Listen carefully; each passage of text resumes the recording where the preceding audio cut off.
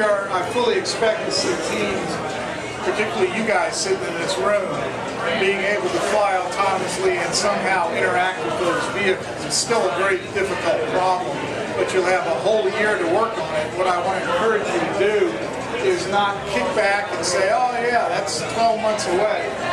Get in the laboratory and start writing those algorithms and get your machines to be able to detect the ground robots and be able to interact with them. Because if you don't do it, there's other teams out there that are going to do it. So, with that, let me turn it over to the judging staff here that will tell you how the scores were computed, how all that worked out, and then we've got a couple of awards that we want to give out.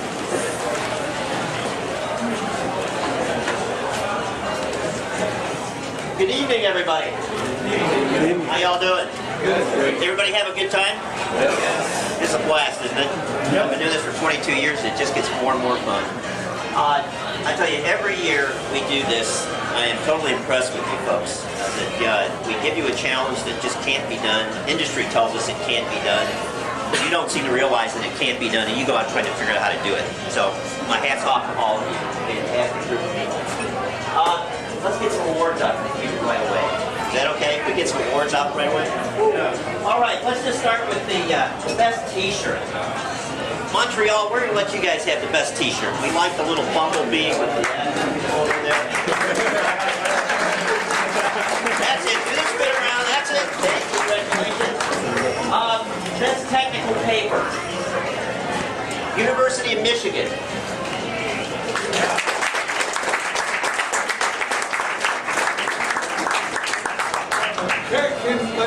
Can we take just a moment to talk about the technical paper?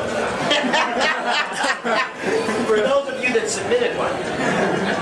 Now, the technical paper is a very important part of this contest because the technical paper lets you tell the judges what you intend to do and how you accomplish what you accomplish.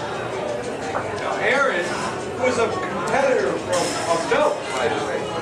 Aaron wrote an outline for the technical paper that will work really fine for you if you follow it. Michigan obviously did follow it. It was a pleasure to read your paper. It was a pleasure. However, not all of the papers were all that pleasurable to read. Imagine, if you will, 3 judges, some of us of advancing age, wearing reading glasses, sitting down with our favorite beverage, trying to understand what exactly you're trying to tell us.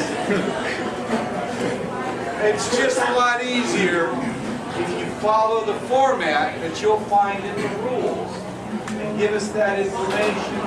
It'll help you. And it helps us understand. And by the way, I think it's a fairly comprehensive outline. And if you don't find it to be, you can always let us know. We can improve it in the future. Because we aren't that simple. But let me just say that for the most part, Michigan followed the format down the line. We had some other ones. I think the Montreal team followed the format right down the line. Then there were some that we had to read, look at the outline, try to say, okay, here you got this part, check. All right, over here you got this part. It just takes a little bit longer.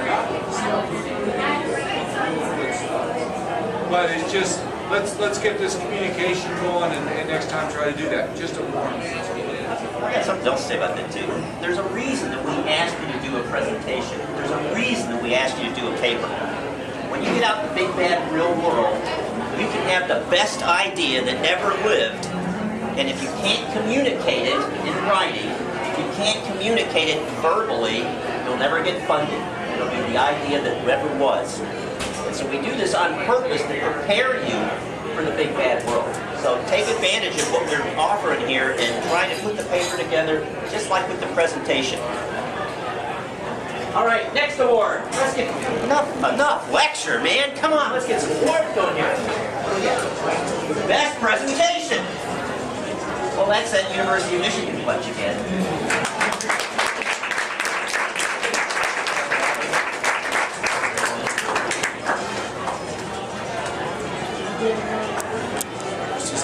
Yeah, we also like to give an award out for systems integration. Okay?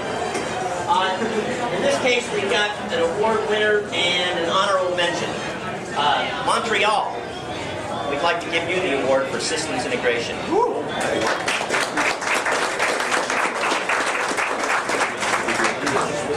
And honorable mention, University of Michigan. And last but not least, innovative air vehicle design. Southern Poly, why don't you come up here and grab it?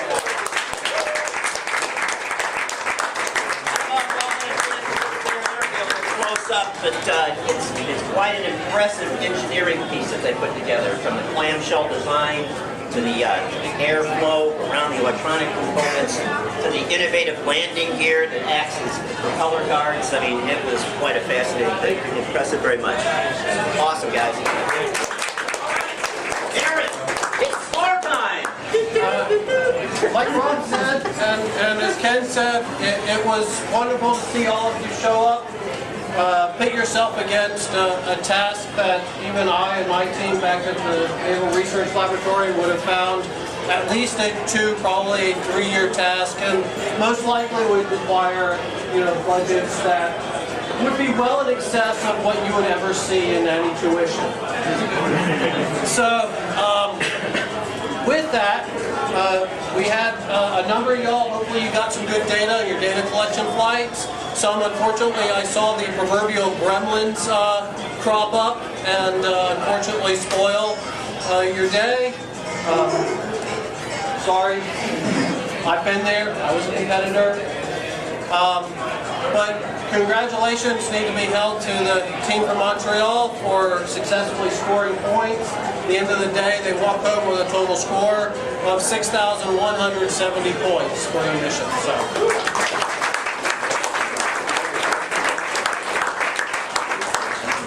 They actually got their vehicle across the border. We've had trouble with that in the past, trust me. Are we open the floor? Okay, just a couple comments. Okay. You guys are great. I really enjoy coming down to this contest every year. Many of you may or may not know that this contest started way back when in 1990. The idea, Ron Nicholson had an idea for a contest. To do something that hasn't been done before, and some people thought were impossible. The mission has changed 7 times. This is the 7th mission. And Rob has been there the whole time. That's 23 years of running this contest. Right? But, time marches on.